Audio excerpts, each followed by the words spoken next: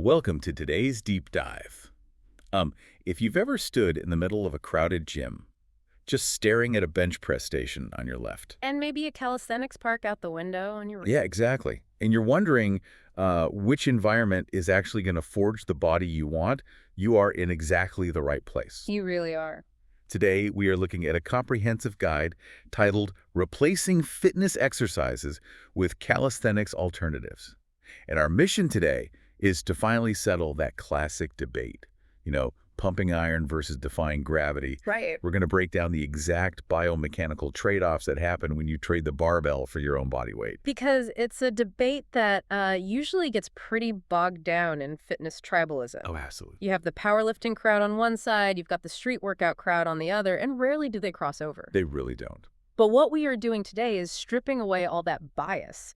We are looking purely at the mechanics, the physics of the movements and the biological outcomes.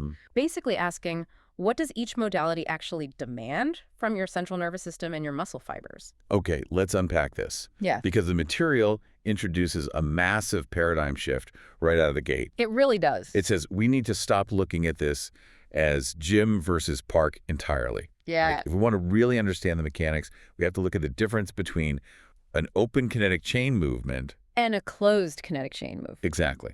So break that down for us. What is the actual biological distinction here? What's fascinating here is how simply you can visualize it.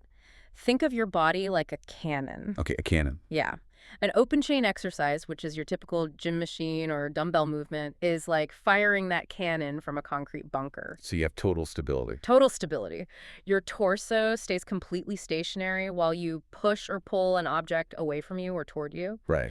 And because the bench or the machine is acting as your concrete bunker, your nervous system doesn't have to worry about balance at all. It just fires. Exactly. It can focus 100% of its energy on forcing one specific muscle group to work, which makes it absolutely ideal for triggering hypertrophy. Right, because you can completely isolate that target muscle without your core giving out first. You hit the nail on the head. Now compare that to a closed chain movement, which is the foundation of calisthenics. Where your hands or your feet are fixed. Fixed to a stationary object, like a pull-up bar or just the floor. And you are moving your mass through space. Okay. To use our analogy, this is like trying to fire that same cannon from a canoe. A canoe? Wow. You are completely destabilized. You can't just isolate one muscle. Your entire body has to work overtime, firing constantly just to keep you from flipping over. So it demands massive full-body coordination and stability. Exactly. And that connects directly to why you, the listener, should care about this. Absolutely. Because whether your ultimate goal is to pack on dense muscle mass, or whether you want to move like a gymnast and feel more athletic. Or even if you just want to know how to train optimally when you're traveling. Right, when you don't have access to a power rack. This deep dive is going to give you the blueprint. So let's get into the movements. Let's start with the push. The push, right. And there's really no better place to start than the undisputed king of the gym, the bench press. The quintessential open chain exercise. Yeah. You're lying flat on a padded bench, your feet are planted, and you are driving a barbell upward. You are incredibly stable. Your core really isn't doing much. No, your lower body is just providing a bit of leverage, which means you can load up an immense amount of mechanical tension directly onto the pecs, the front delts, and the triceps. So for pure size and absolute pushing strength. The bench press is a hyper-efficient tool. But then we flip the script to its closed chain alternative, the classic push-up. Right. We've all done them, but structurally, it is a completely different animal. You aren't just engaging your chest and triceps anymore. Not at all. To maintain that rigid plank position, you have to massively engage your core, your glutes, and all those tiny stabilizing muscles around your scapula. It literally turns a chest exercise into a full body tension exercise. Yeah. The functional carryover is massive because your core is acting as the bridge that transfers force between your upper and lower body. That makes total sense. Plus, there is a very real psychological advantage to the push-up for anyone who trains alone. No spotter needed. Exactly. You completely eliminate the risk of getting pinned under a 300-pound barbell.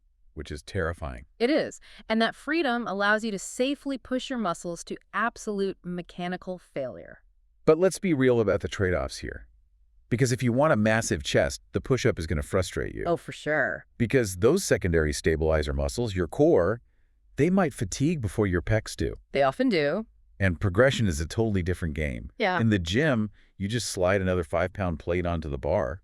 With push-ups, you have to manipulate leverage. Right. You're elevating your feet. Or shifting your weight forward into a planche lean. Mm-hmm. Or buying a weighted vest. It requires a lot more thought than just adding weight. It absolutely does. You are constantly trading isolation for integration. Do you want to isolate the chest to grow it or integrate the chest with the core to move athletically? That's the real question. Let's take that same concept and move it vertical. Okay. In the squat rack, you're doing the overhead press. Again, it's open chain. You unrack the barbell, brace your core slightly, and drive it overhead. Very stable. Very. It isolates the delts of the triceps beautifully, and it's incredibly easy to progressively overload. Yeah. But the calisthenics alternative we're looking at is the handstand push-up. A completely different beast. Now, hold on, I have to push back a bit here. Isn't the risk of injury way higher if you're balancing entirely upside down compared to just sitting safely on an overhead press bench? That is a very valid concern, and it's exactly why you can't just kick up against a wall and expect to perform a strict handstand push-up on day one. Right. The progression curve is steep, and it requires patience. You start with pike push-ups on the floor, where your feet are down but your hips are high. So shifting the load to the front delts? Exactly. Then you move to wall-assisted handstands to build the pressing strength without the balance requirement. Only after mastering those do you attempt the freestanding version. And the freestanding version introduces a completely new variable, right? Because it's not just shoulder strength anymore. Not at all. Freestanding introduces sheer balance and massive forearm and wrist stabilization. Your fingers are literally clawing at the ground, making micro adjustments to keep your mass centered.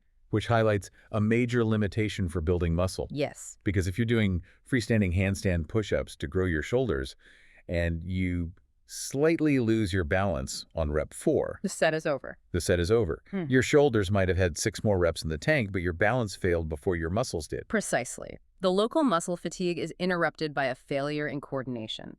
If muscle mass is your primary objective, the barbell overhead press wins easily. Hands down. But if you want total body control, spatial awareness, and what we call relative strength, the handstand push-up is vastly superior. Here's where it gets really interesting. Let's talk about pulling movements. Yes, the pull. Specifically vertical pulling, and this whole concept of relative strength you just mentioned. Mm-hmm. In the gym, the go-to is the lat pull-down. A classic. You sit down, lock your thighs under the pads, and pull the bar to your chest.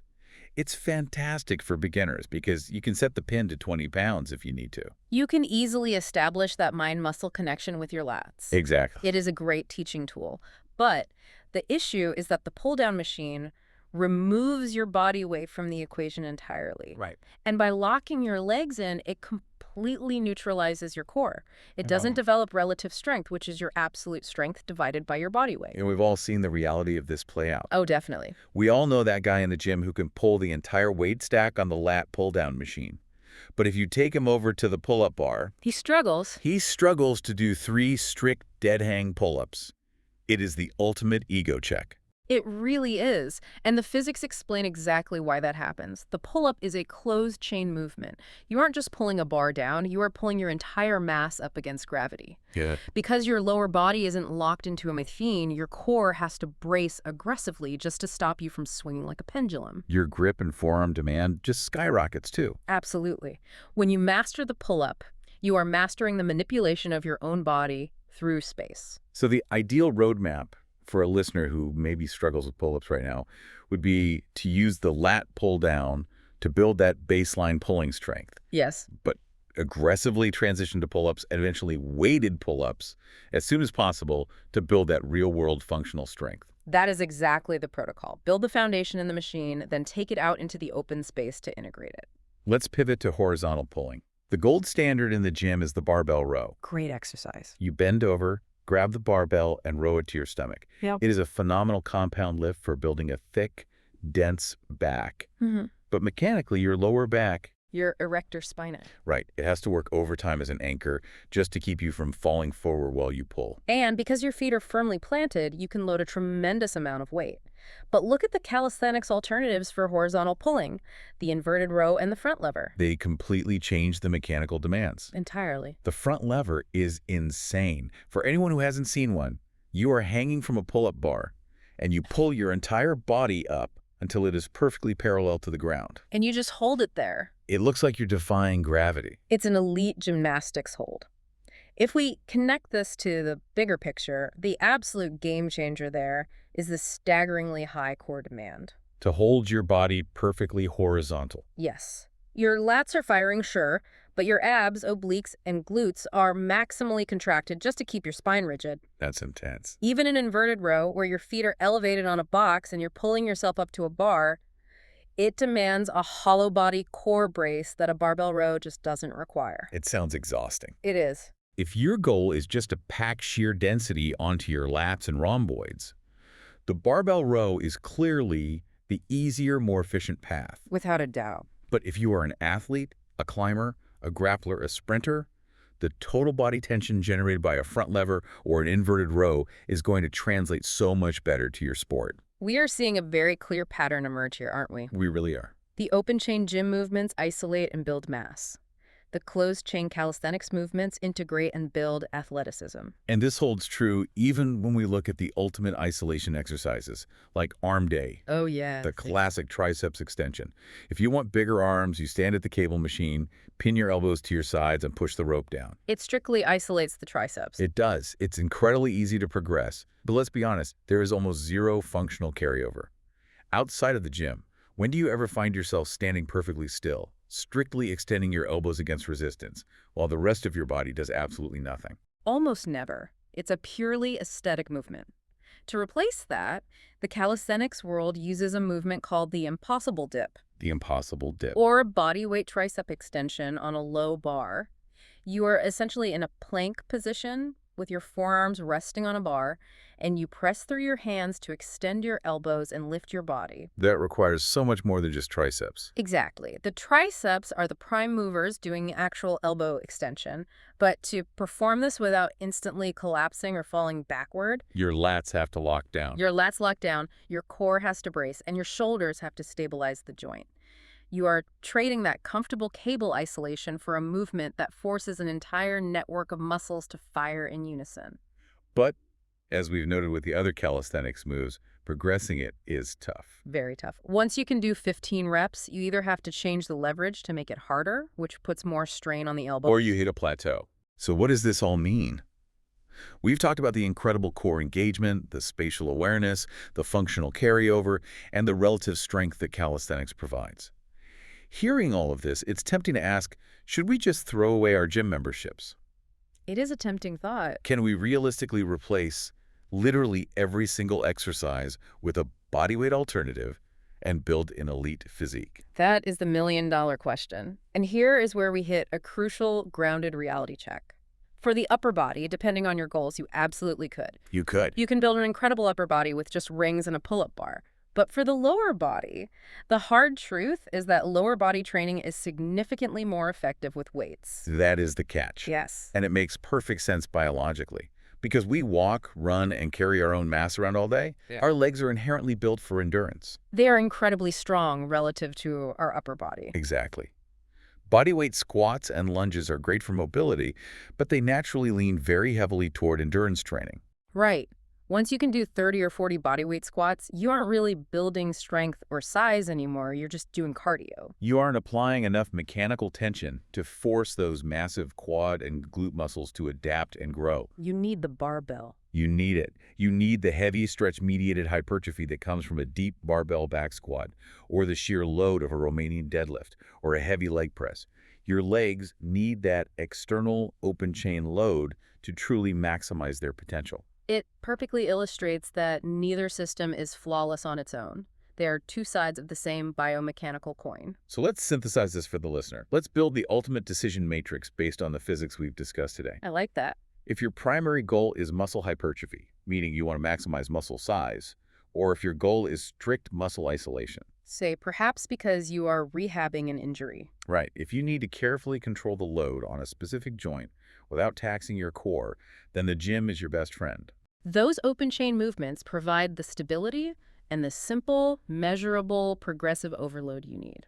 Conversely, if your primary goal is peak athleticism, if you want incredible relative strength, total body coordination, and the ability to control your mass through space so your body moves like a unified machine, Then close-chain calisthenics are vastly superior. it totally reframes the conversation.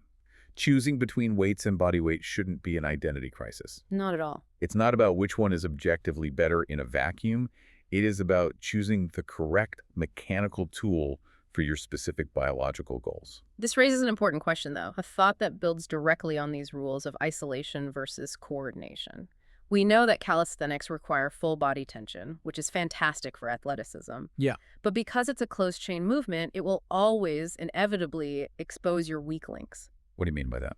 Well, think about the push-up. If your core is weak, your hips sag, and the push-up fails long before your chest actually reaches muscle failure. If your grip is weak, you drop off the pull-up bar before your lats are fully stimulated. The complex movement breaks down at its weakest point. On the flip side, we know gym exercises are perfect for bypassing those weak links to isolate a target muscle. Oh, I see where you're going with this. Right. So what if the ultimate athletic hack isn't choosing a side at all? Using both. What if the secret to superhuman performance and longevity is using the complex closed-chain calisthenics movements as a diagnostic tool? A diagnostic tool? Yes. You use the rings and the pull-up bars to find out exactly where your weak links are. Let's say your front lever form is breaking down because your lower lats are weak. Okay. You take that diagnostic information into the gym and you utilize heavy isolated open chain machines to specifically rehab and strengthen that tiny muscular weak point. You use the playground to find the leak, and you use the gym machines to patch it. Exactly. That is a phenomenal way to look at it. You are blending the two systems exactly as the mechanics dictate to build an unbreakable athlete. We want to thank you for joining us on this deep dive. It's been great. We've covered a massive amount of ground today. From firing cannons out of canoes to understand kinetic chains, to the hidden core benefits of the push-up, all the way to the reality check of body weight leg days. A lot of ground. The next time you are planning your workout, whether you are stepping into a squat rack or walking up to the playground pull-up bar, we hope you look at the movements with a completely new mechanical perspective. Keep experimenting, keep pushing your limits, and we will catch you on the next one.